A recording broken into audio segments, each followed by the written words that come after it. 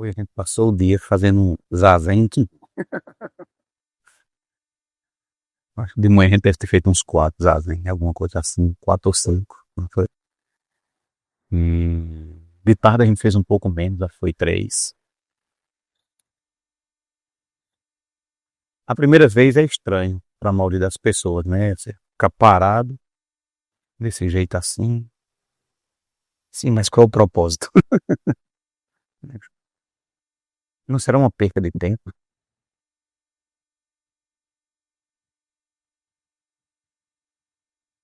Teria coisas mais interessantes para fazer agora.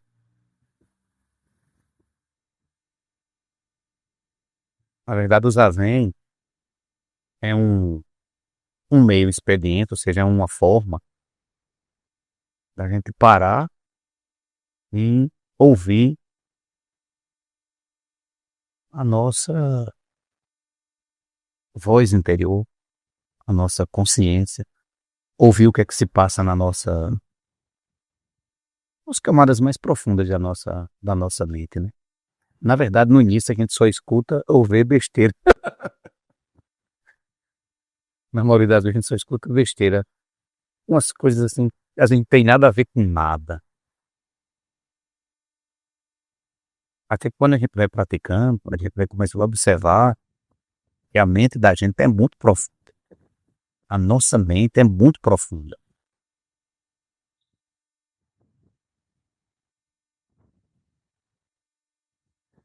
Uma das coisas mais difíceis que tem é a gente conseguir analisar a própria mente. Isso é muito difícil. Como é que eu penso? Quem me ensinou a pensar? Eu penso o mundo na perspectiva de quem? Quem foi que me ensinou a ver as coisas como as coisas estão? Será que a forma que você vê o mundo é genuinamente sua? Ou será que você está vendo o mundo a partir de certos paradigmas que não são seus? E até que ponto esses paradigmas, que talvez não sejam seus, foram criados e impostos pela interdependência, são saudáveis ou não? Até que ponto esse paradigma que você vê e se relaciona com tudo que existe é libertador ou não?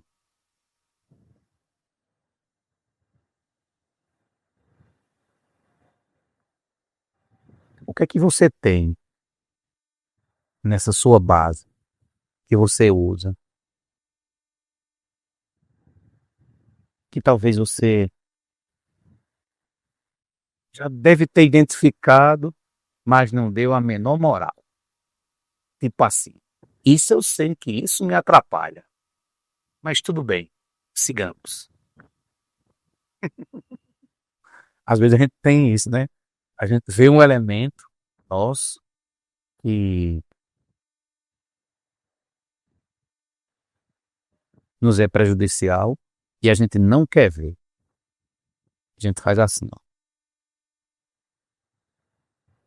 para não ver. De preferência, se tiver um tapete, a gente levanta o tapete e... Por que não ver? Porque você tem medo de ver. As camadas mais internas, as suas emoções assim, sabe?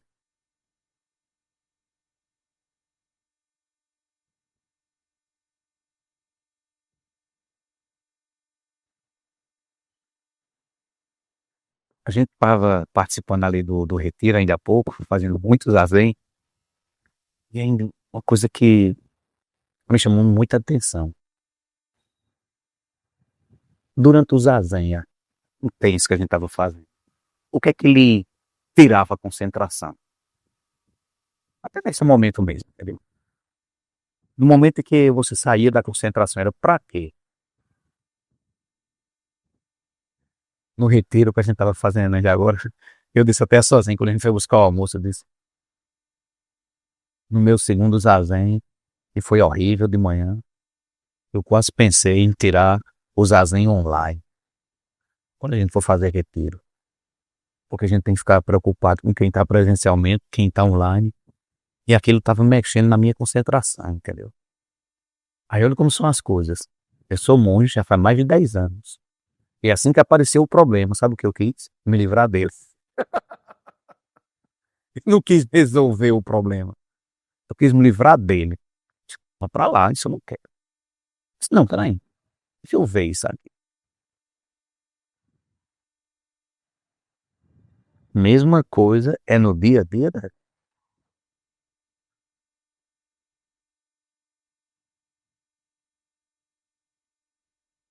Às vezes a gente quer só se livrar do problema sem ver quais são as causas e o que mantém os problemas. Porque a gente tem apegos muito profundos. Os animais também têm apegos, só que os apegos dos animais são previsíveis, são mais simples. Os nossos são verdadeiros castelos.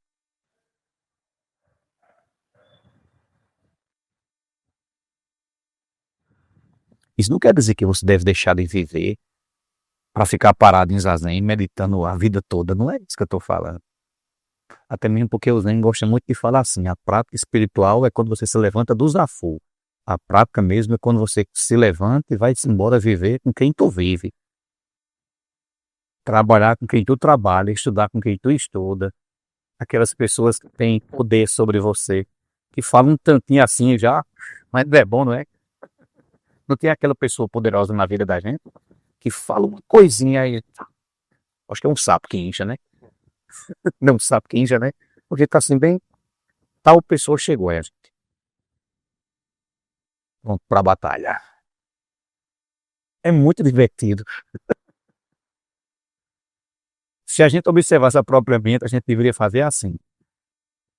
A presença de tal pessoa que me fez inchar como um sapo.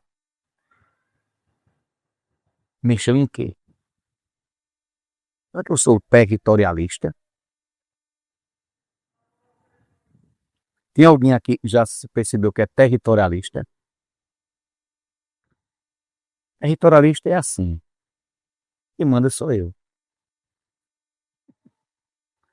Aí, às vezes, quando chega outra pessoa que você vê, até inconscientemente, que ameaça sua territorialidade. Territorialidade é uma palavra que a gente usa para falar da posse do território.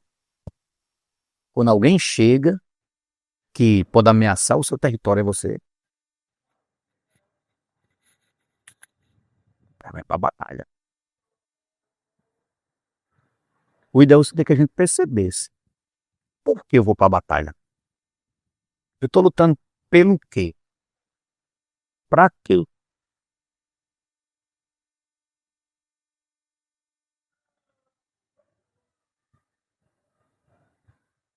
Eu estou dizendo que eu já observei isso em mim, entendeu? Territorialista, entendeu?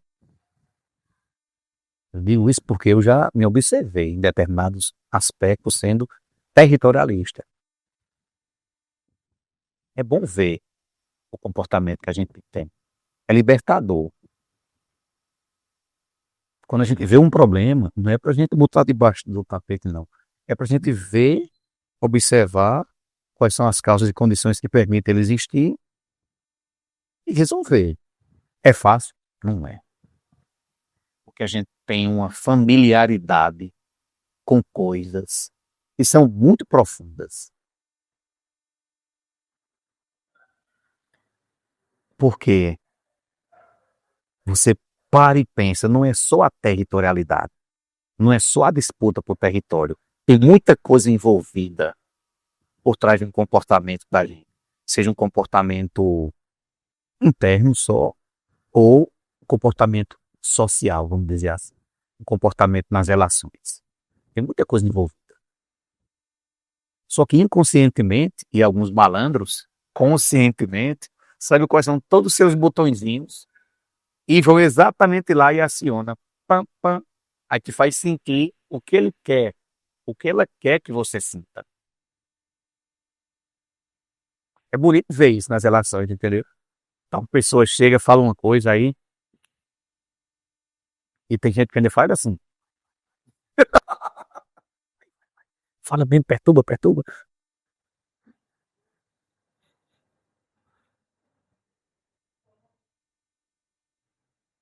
Quinta-feira eu tava dando aula numa escola aí, uma pessoa faltou, aí a coordenadora que chamou os professores disse, olha, tem essa turma vaga aqui, quem pode ir para lá? Quem quer ir para lá? Aí ninguém quis. Aí a coordenadora olhou, você pode ir para lá? Vou sim, vou, tô fazendo nada. Você ainda ganha uma aula extra. Um bom motivo. É um bom motivo. Mas eu não estava atrás da aula extra, não.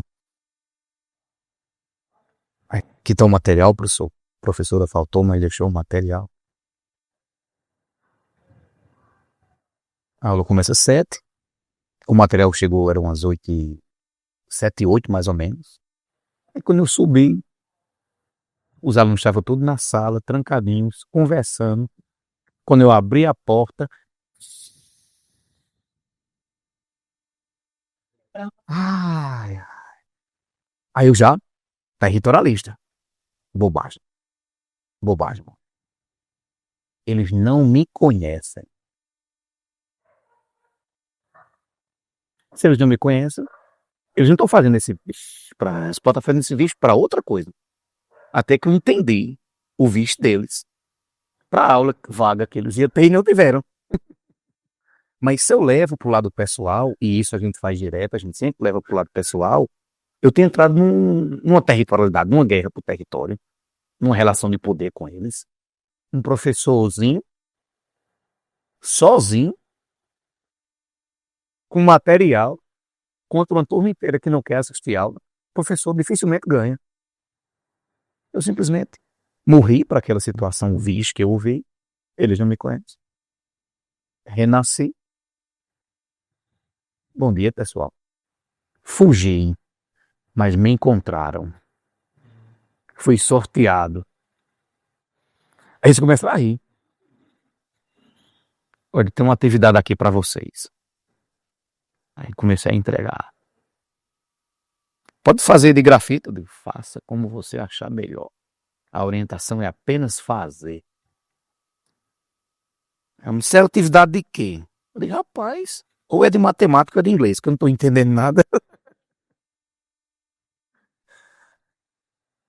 Aí foi quebrando o gelo, entendeu? Porque eu não entrei na pilha. Não deu liga. Se eu tem um instante assim, que é um instante decisivo. Se você diz alguma coisa, você faz alguma coisa, você põe tudo a perder. Aí deixei eles fazendo a atividade.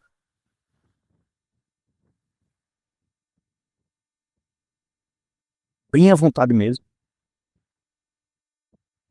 Aí um grupo de alunos me chamou, professor, aí perguntaram umas coisas. Aí tem um monte de menino lá do outro lado da sala. Eu vou pra lá agora. Lá é que tá o foco. Aí cheguei. Era uma risada. Aí eu ria aqui, ria acolá, ri. E eu rindo da risada deles. Aí tem aqueles que são bem espertos. Ele percebe que você tá querendo entrar na onda, ele chama. A gente fica assim, um popular, a gente fica se abrindo para participar da brincadeira, né? Assim, a gente fica acessível para participar da brincadeira. Aí eu fiquei totalmente acessível para participar. O senhor é professor de quê? Eu, contemporaneidade. Uma mistura de geografia, história, atualidade, para fazer com que os alunos sejam capazes de analisar o presente com o passado, fazer uma ponte, né? A gente não tem isso não. Mas ano passado tinha. Em breve vocês vão ter. Professor, esse menino aqui está entrando na puberdade agora. Olha o bigodinho dele. Aí começa a ficar brincando um com o outro, sabe? Agora assim, de maneira respeitosa. De maneira assim, que todos estavam realmente brincando. Não chegou a... O que a gente sente quando tem uma brincadeira, que a gente escuta a brincadeira, quando o outro não gosta, a gente voltar. Ou então um sorrisinho amarelo. tocou. Eu disse, pessoal, já vou embora. Tem outras coisas para fazer agora. Quando eu dei as costas, ela me disse, professor, passa aqui para nos visitar. Depois passa aqui para nos visitar. O final só foi desse jeito. Porque o início foi diferente. E é desse jeito a vida da gente. E tem momentos na vida da gente que são decisivos. A revolução mesmo está no dia a dia. Mas tem momentos que são chaves. Tem momento que você vai mexer numa peça assim, você mexeu naquela peça e faz. Ou põe tudo a perder ou constrói tudo. Por isso que é importante essa serenidade, entendeu? Essa concentração. Eu vou chamar frieza porque me falta esse nome. Essa frieza. Mas o melhor nome é lucidez. Para você ter a lucidez daquilo que está acontecendo. E foi isso que o Buda ensinou a vida toda. O Buda não disse, eu sou um Deus e reze por mim, reze para mim. Faça promessas para mim. O Buda não disse isso. O que o Buda fala é, nós temos uma joia muito importante, uma joia preciosa, que é a nossa mente, e que nós precisamos cuidar dessa mente. Nós temos condições auspiciosas para poder viver. Hoje, durante o retiro, a gente falou um pouquinho da questão da identidade. Que a gente se identifica muito mais com essa identidade, com as coisas que a gente tem para fazer no dia a dia, do que com as nossas camadas mais profundas, com o nosso ser. A gente desconhece o nosso ser verdadeiro, pessoal. A nossa identidade, as atribuições que a gente faz, as coisas que a gente tem, era como se... Era não. Ficam abafando o nosso ser verdadeiro, entendeu? E um momento de descanso, a gente pode acessar esse nosso ser verdadeiro. É verdade que um zazen não é bem um descanso. Porque a gente sente muita dor no início, a gente sente muita confusão. Mas depois a gente começa a perceber, quando a gente faz principalmente os retiros, como o nosso corpo mudou, como nossas emoções mudaram. Até o sono da gente muda quando a gente faz um retiro. Quando eu vou para São Paulo, que a prática é intensa, a qualidade do meu sono muda. Porque você está dedicado à prática. Então, quando a gente está assim parado, tem muitas coisas importantes que acontecem. Principalmente uma que eu quero destacar. É um negócio chamado de Porto Seguro. O Porto Seguro não está fora. Está em você. A segurança não está fora. Está em você.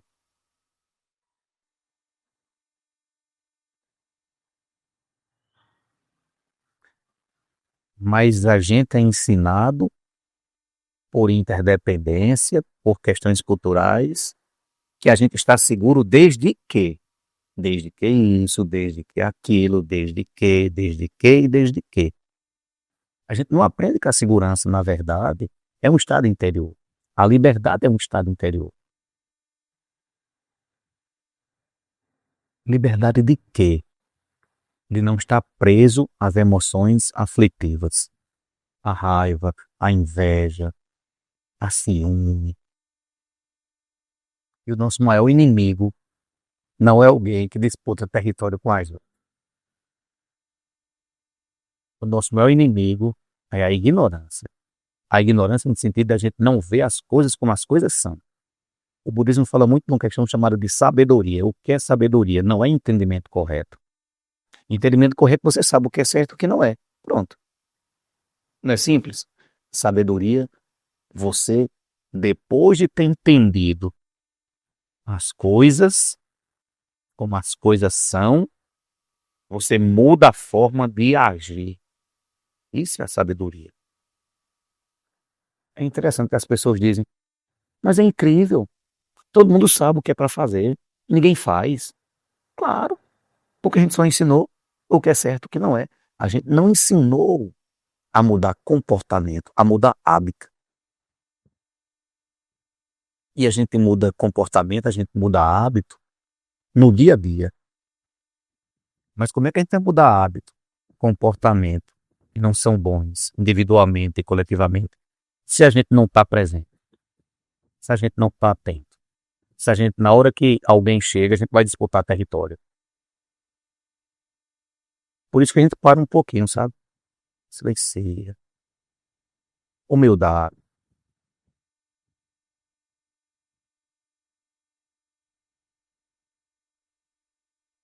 Não sei se vocês conhecem alguém. As pessoas dizem, isso eu já sei. Me respeite, isso eu sei. Eu entendo disto. Aí dá vontade de rir, porque a pessoa bota logo o título, né? Eu sei, eu entendo. O Zen não quer isso, não. O Zen quer que você atinja a forma do entender e vá para a seção seguinte, que é o operar, que é o que importa. O mundo está como está, a sociedade está como está, porque a gente entende tudo e faz pouco. O melhor seria que a gente entendesse e agisse coerentemente, com o entendimento correto. Quantos livros não tem para resolver os problemas do mundo? Centenas, milhares de livros. Como resolver tal problema? Tem esse livro aqui. Tem esse filósofo, tem esse estudioso, tem esse cientista. Não é assim? Mas por que não resolve? Porque o nosso mecanismo de operar é outro. E a maior parte das pessoas não quer ver e transformar essa forma de operar. Isso é um trabalho interior. Que no Zen a gente faz zazen, recitações, tranquiliza, humildade.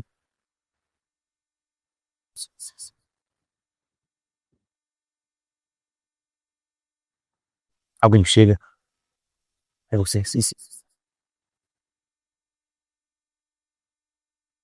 alguém pede para você fazer uma coisa, aí alguém chega, pede para você fazer outra coisa, não, mas aí você já entra na linha cruzada. Serenidade, fazer o que é para ser feito, fazer uma coisa, depois a outra.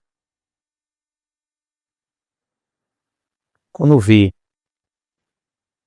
uma coisa que não lhe agrada, apenas ouça, não revide, porque dependendo de como a gente vai agir, a gente põe tudo a perder. A gente entra